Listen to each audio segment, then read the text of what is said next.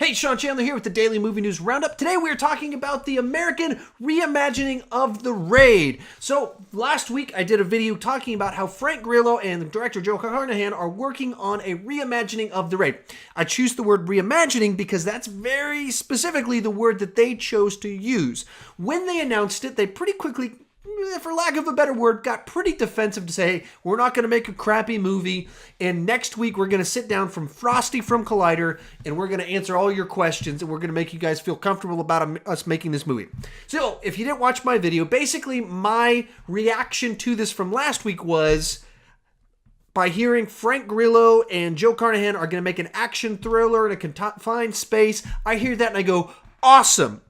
However, when I hear American reimagining of The Raid, I go, that's weird and unnecessary. So I'm torn because I like the idea of them making a movie like this. I think it's weird to take a movie that's so visceral and about the specific action style and do an American reimagining of it because the story is so thin. So this interview dropped today. It's 25 minutes long. I did watch the entire thing, took a whole bunch of notes on it, and I don't want to walk you through all my notes, but I'll give you kind of the highlights of what they talked about real quick. So essentially it starts off, Frank Grillo talks about how he's been a part of this project for about 2 years now. He was originally brought on as the second lead. So he wasn't the main guy, he was the second guy. Taylor Kitsch was going to be the main guy.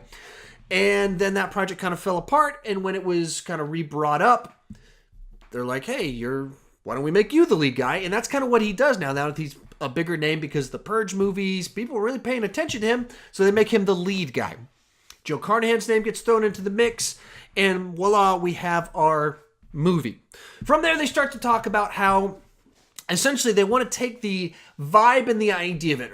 It very much seems like they just like the idea of special forces guys going into a building, all hell breaks loose, and they got to get out of the building. They're really fascinated by that idea, the basic story template structure of it.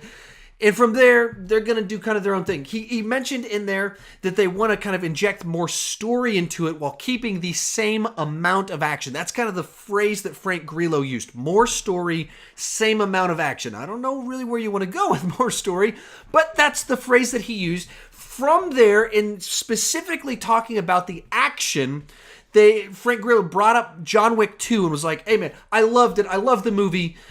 But it's very choreographed, and even the original Raid was very choreographed. That's not what we want, and what we don't want is the perfect hero that can't be touched. So kind of using John Wick as an example, kind of what they don't want to do. They're not looking to do, John Wick who can't be injured, who goes into the room with 100 guys and kills all of them, walks out with a bloody nose. They don't want to do that. The phrase they used was the walking wounded. They talk about how Delta Force, these special forces guys, are beat up. They live a rough life, but then whenever something crazy happens, they don't get 6 months to heal and go in perfect conditions. They go in as a wounded soldier, and that's the type of movie they want to make. And they talk about very much, they referenced the knife fight in Saving Private Ryan and how it's just brutal and guys rolling around fighting over a knife, and then you just brutally watch someone die, and they talk about how you want to look away, but you keep watching because it's so captivating. That's the vibe that they're going for with the movie that they're making. And then likewise, they talked about just a few more things. They're, $20 million is a budget they're looking at, or less than that. They are not looking to do a big blockbuster version. They want small contained, small budget. When Frosty asks him, what type of gun fu martial arts are you looking to do with this? Frank goes, hey, what we're looking to do is instead of doing what you always see, which is the group of SWAT team guys with their machine guns running in, kicking in the door and mowing guys down, we want the guys to go in not with a machine gun. They go in silently, and the way they described it was they have to compile their weapon as they go along. Like they go into the building and they've placed things along the way, so as you go into the building, you have to pick things up and compile it. So when you get where you're going, your weapon's assembled. That's the way they described it, which is interesting because they're like, and you've never seen this before, and this is what SWAT guys do, and they have to do stuff like this. It's not always kicking in the door. Very specifically, that was kind of the area where they gave real clarity to what this is like. So that's kind of my big picture discussion of what they talked about. And they had some other little tidbits that Joe's writing it right now. They're making no money on this. They're not taking a front-end paycheck. They're taking only back-end deals. They're betting on themselves. That's pretty cool. But that's kind of what they gave us. So let's kind of, before I dive into this, how about you? What did your takeaway from that? What are your thoughts and your immediate reaction to... They don't want the highly choreographed action of John Wick or the invulnerability of John Wick. They want real brutal, grounded, wounded soldiers. What are your things? Talk about it. Let's talk about it in the comment section. With all that said, here's kind of my take on it. I heard everything they said and I went, I want to see that movie. And I heard everything they said and I went, why are we calling this The Raid? That's where I kind of left it. I went, I just very much so left it exactly where I started, except more excited about the movie and more annoyed that we're calling this The Raid. It just kind of like entrenched me further and further into everything along the way that Joe was saying about, he's like, it's kind of like we want to do like with Aliens, what Aliens did for Alien, where, Alien had one, so we're going to have a bunch. That's what we're going for, of just really doubling down on the brutality and the seriousness of like, that's what we want. All of it sounds great.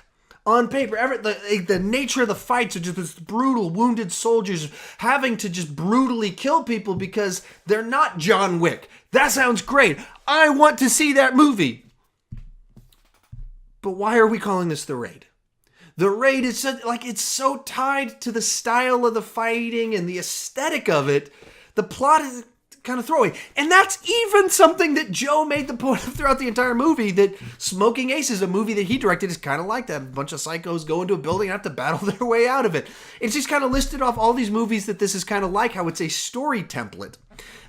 It's, you have buddy cop movies, you have the Die Hard formula of the one guy alone, and in this case, now you have the group of guys go into a building and have to fight their way out of it.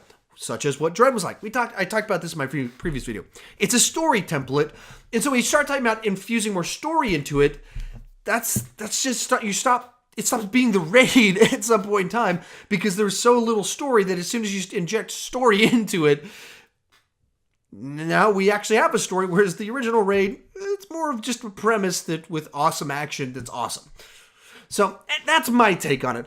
If you're interested in this project at all, go watch this video. Go check it out. It's very interesting. All along the way, little tidbits. Even just seeing their different personalities was kind of fun for me. Like Frank Grillo kind of getting excited. He kept cutting Joe off. That was just an interesting little vibe that they had back and forth. They, talk about how they, want to get back to R-rated movies and how they can be just as profitable. And Joe chimed in a little bit on why he did the A-Team and just did it for the money and stuff like that. It's a really interesting little interview. You should check it out. But all in all, my take on it, further entrenched in what I thought before. I am excited for this movie. Why are we calling it The Raid? Anyway, that's my take on it. Tell me what you think about it. Thank you so much for watching.